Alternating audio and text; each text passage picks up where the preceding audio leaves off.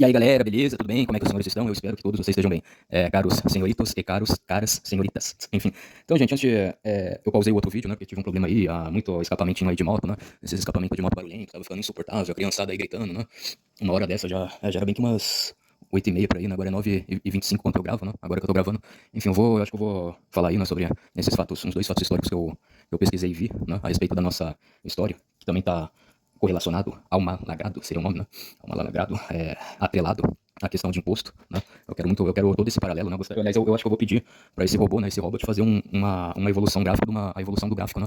Do quanto a gente pagava de imposto desde 1822 até hoje, né? 2025. Gente, eu tenho essa leve desconfiança. A gente foi pagar imposto mesmo, acho que em 1824, quando Dom Pedro I ele ortoga, né? Ele faz a ortogagem da Constituição nossa, né? Da nossa primeira Constituição, né? Que também é uma Constituição outorgada, uma Constituição ortodoxada, né? Vamos assim dizer. As duas coisas são plenamente de acordo, né? Mas enfim. Então, pretendo falar sobre esses fatos históricos, mas antes, né? Antes de mais nada, a gente não pode deixar de comentar aí a babascada que o STF fez, né? Essa preservada aí que o STF tentou ficar aí lacrando na internet, o tiro saiu pela culatra, né? Todo mundo foi zoar o STF, né? Depois que eles fizeram essa merda dessa lacração, né? Mas enfim. Eu tenho que beber uma caixa d'água inteira, eu tenho que beber uma piscina olímpica, né? Porque o STF me dá tanto desgosto, né?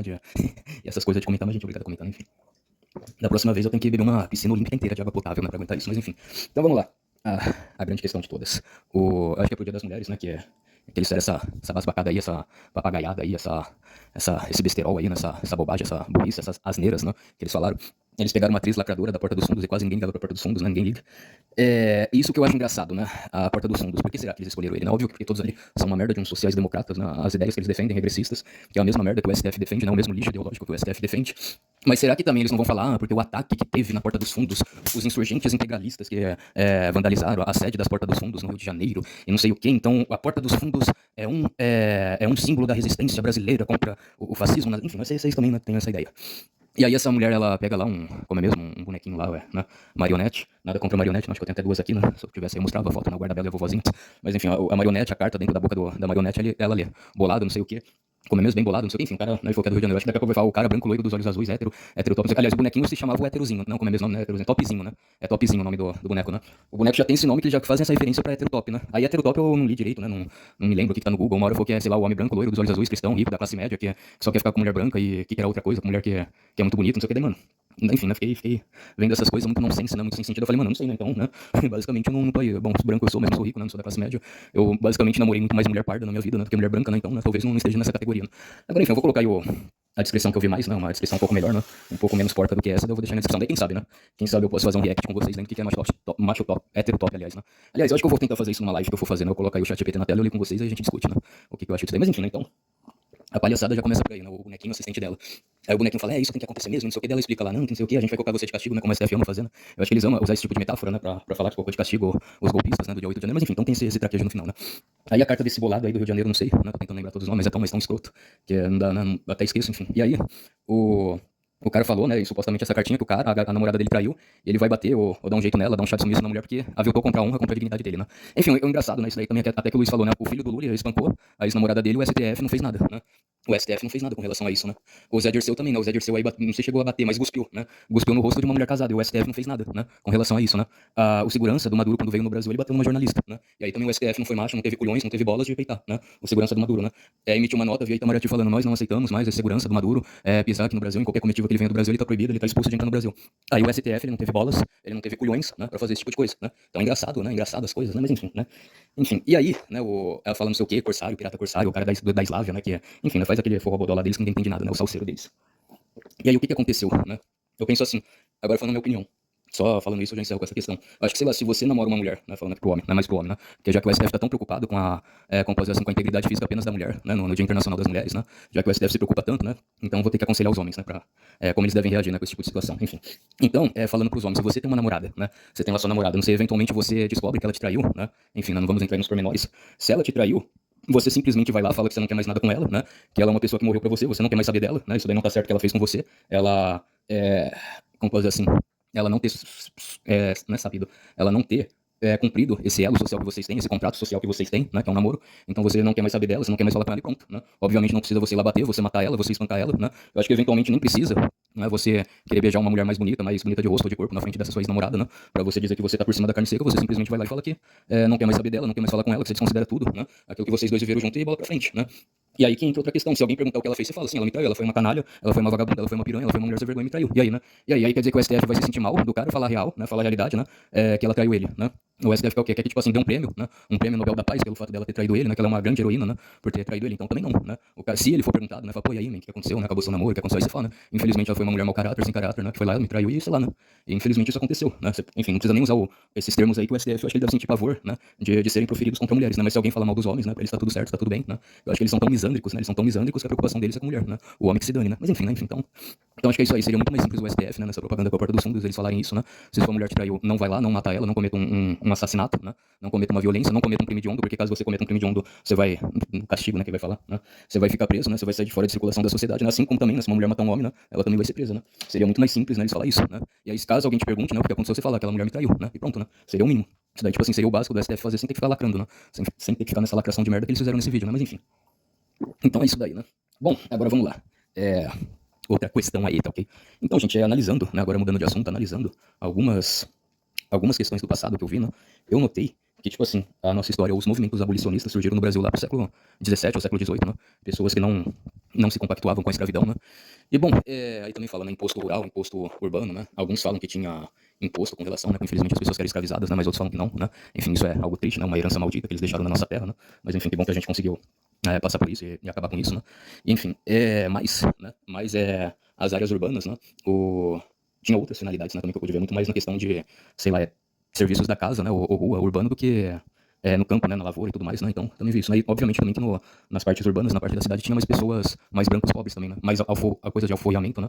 E, sei lá, poderia ser vivesse um branco pobre, né?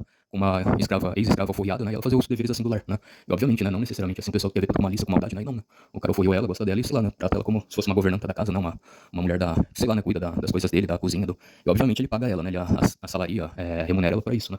Então, também acontecia isso nas cidades, né? E alguns não, eles tiram esses fatos, né? Óbvio que seria melhor se, né? Sempre fosse esse lado, né? A remuneração, o salariamento e não a escravidão, né? Que infelizmente teve. Bom, essa questão aí então, gente, também, né? Uma coisa que também era muito falada, né?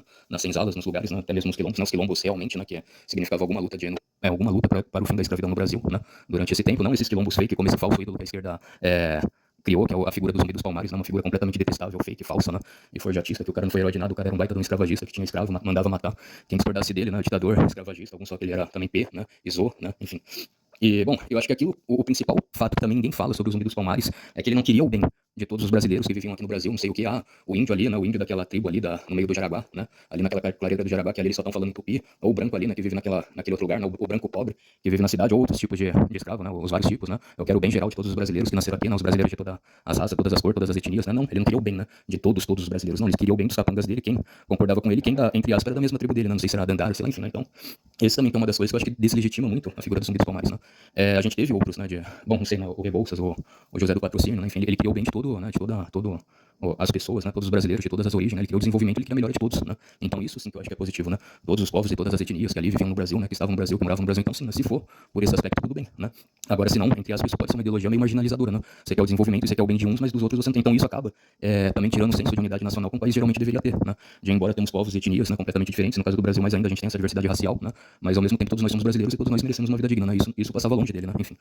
e mais ainda nesse aspecto, né, o que mais que eu tava falando Falei, então, tipo assim, era talvez um pensamento quase que unânime, né, em todos os lugares, né, e até nesses lugares aí de resistência que eles falavam, menos, né, tipo assim, você vê algo mais extremado, não, um mais extremado falando mal, né, ele falava menos, né, bem pra aí, né, nem todo branco é um demônio e nem todo negro é um santo, né, nem todo branco é ruim, nem todo negro é bom, né, então esse era o pensamento da época, né, o pensamento, a mentalidade, né, isso daí também foi feito muito quando eles faziam uma historiografia prévia, né, de todas as novelas que passavam aí nas televisões, as novelas que retratavam, né, o Brasil no século XVIII, né, por aí, mas século XIX, idem, né, quando a gente conquista finalmente a nossa independência, né, então isso era mostrado, né, e as historiografias mostram isso mais, né, infelizmente, por causa dessa questão marxista, eles acham que não, né, então se desde aquele tempo eles tinham essa consciência, né, acho que muito também se deve pelos movimentos abolicionistas, né, que basicamente desde o começo do Brasil teve, né, como posso explicar assim, desde a formação do nosso povo, né, do começo, né, teve, então, né, mas ainda, mesmo que eles criam uma narrativa para que esse elo, né, essa ligação que a gente tem, né, o elo é o dourado, né, enfim, como pode dizer, meio que esse elo que a gente tem, né, dessa consciência que a gente sabe que estava presente no passado, seja de alguma maneira interrompida, né, mas enfim, enquanto a gente estiver aqui, a gente tenta desvendar, né, a gente tenta fazer uma contracultura para se opor a isso, né, enfim.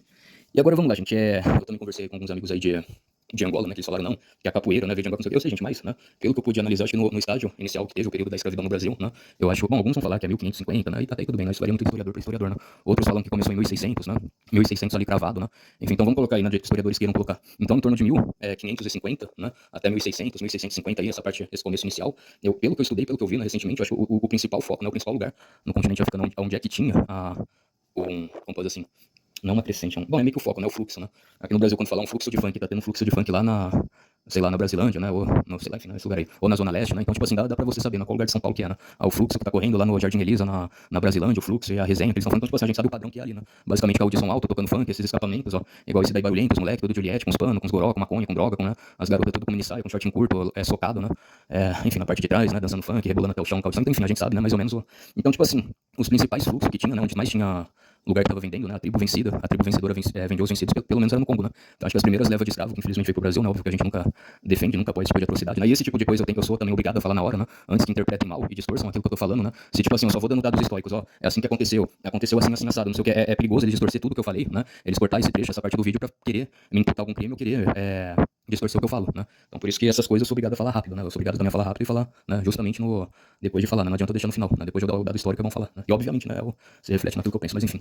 Então, durante esse primeiro momento vieram mais do Congo, né? Depois, obviamente, né, Angola, não sei o que, né? Os demais, tipo assim, às vezes a gente gosta de ter uma conformidade histórica, né? Obviamente que, além do Brasil, falar o nosso idioma lusitano, acho que, bom, só tenho certeza, né? Angola e Moçambique, Cabo Verde, né? Aliás, certo, falam o nosso idioma também, né? Mas por causa de conformidade, eu acho que é isso, né? Um foco, né? O foco, o fluxo maior estava sendo lá no Congo, Centro República do Congo, né? Não sei se o lugar aí do continente africano central, ele estava mais, então, o comerciante, né? Infelizmente, aí, bom, isso que eu não falei que também acho que tem sionista envolvido nisso, enfim, né? Essas pessoas que fazem esse trabalho desumano, pra eles era mais, entre aspas, vantajoso comprar lá, né? Porque tava tendo mais barato do que propriamente num território onde você domina, né? E, bom, eu acho que o país lusitano dominou Angola durante 500 anos, né? Se não tô enganado, enfim, né? E aí, galera, para finalizar então, a questão, o que leva a crer é que talvez teve focos, né? Teve lugares que eram mais difíceis de vender, né? Ou, enfim, né? Acho que só por questão comercial também não quer dizer muita coisa, né? Tipo, em São Paulo, os caras, sei lá, vai vender a R$ 5, mas não sei, em Minas Gerais vai ser 1.000, 2.000, né? Então isso não faz Minas Gerais ser melhor do que São Paulo, né? Mas, gosto ou não, pelo aspecto financeiro, né? O órgão mais sensível do corpo humano é o bolso, né? Pelo aspecto financeiro, não sei o que, é muito mais dificultoso ir lá de Minas Gerais, né? Ir lá pra Minas Gerais do que vir aqui pra São Paulo, né? Então, tem esse aspecto. Mas então é isso, gente. Isso também traz aquela ideia, né? Que talvez não era algo homogêneo, né? Que é uma coisa que todo mundo pensa, né? Tipo, todo lugar lá, né? Da tribo, uma quis vender a outra, né? Então, umas gostaram mais dessa ideia, né? De vender os vencidos, né? Para eu não sei se seria conquistadores ou não, enfim, não, vocês entenderam, né? Para os que queriam comprar, né? E aí, como eu posso explicar assim? E por esse aspecto, né?